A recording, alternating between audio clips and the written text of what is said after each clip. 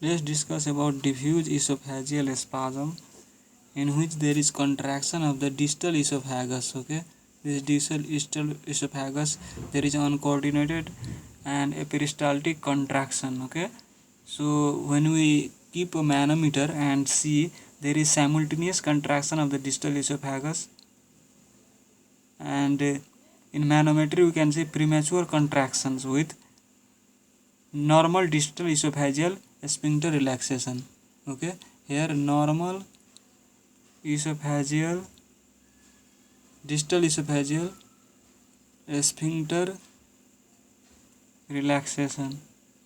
Okay, but when you compare this with systemic sclerosis, in systemic sclerosis there is collagen depositions here. Okay, and there may be evidence of hypomotility with low amplitude contractions and the low sphincter pressure. Here sphincter pressure is low, decreased. Okay, in systemic sclerosis. Okay, so now let's talk about this diffuse esophageal spasm.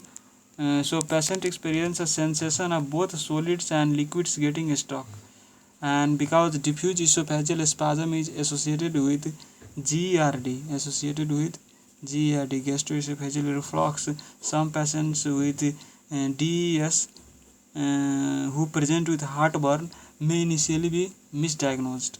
Some patients with diffuse esophageal spasm who present with heartburn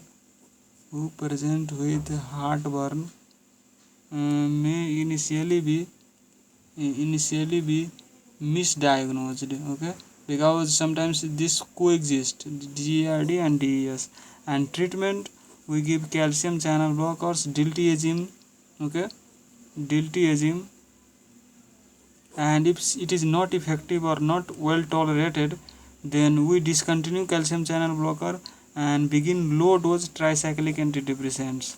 Okay, tricyclic antidepressants are suggested for patients who primarily present with chest pain.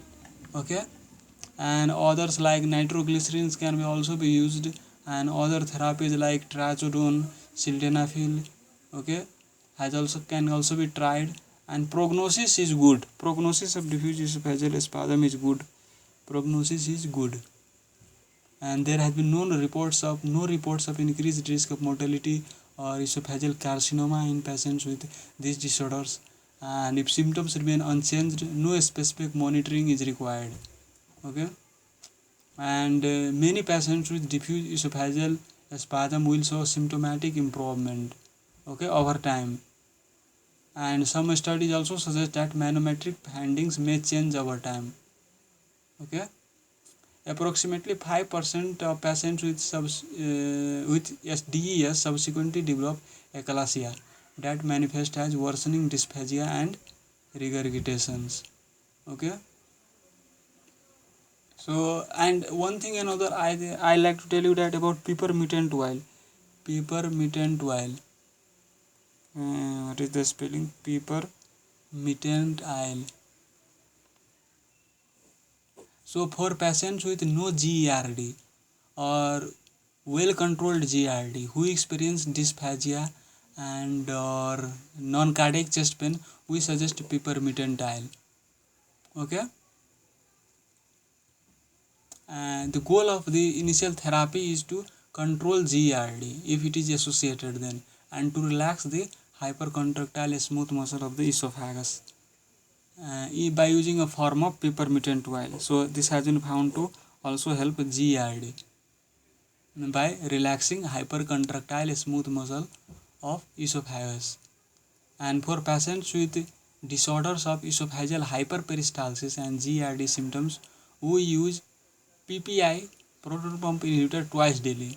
And if there is no GERD, or if there is well controlled GERD and who experience dysphagia and non-cardiac we suggest peppermint oil.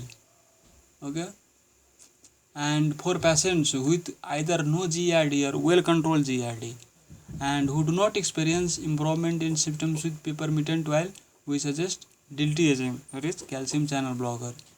Okay, and if it is not tolerated, then we discontinue it and begin low dose tricyclic antidepressant, as I have already told you, Okay, so one thing is that peppermint oil can also be tried in the beginning